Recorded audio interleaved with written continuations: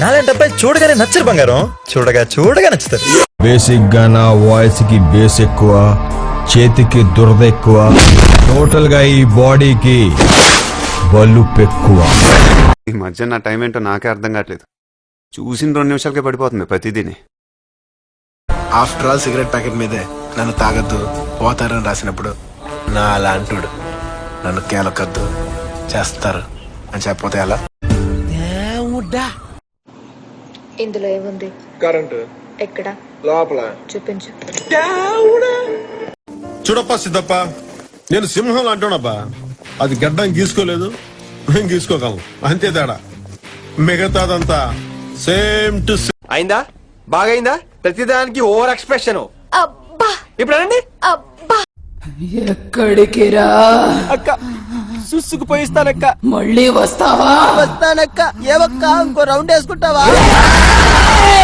మొత్తం మీద ఆడది ఆడదానిలా ఉండాలి. అతిగా ఆశపడే మగవాడు, అతిగా ఆవేశపడే ఆడది సుఖపడినట్లు చరిత్రలో లేదు.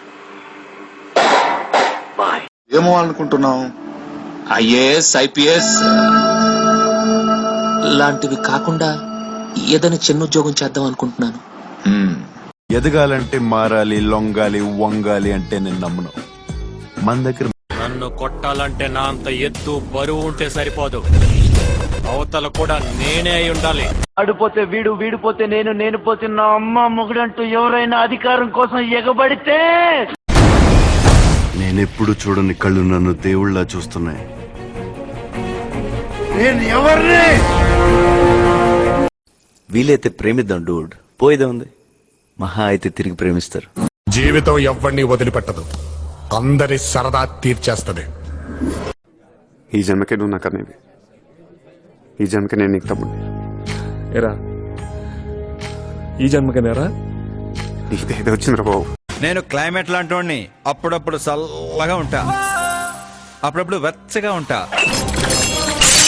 అప్పుడప్పుడు వణికే.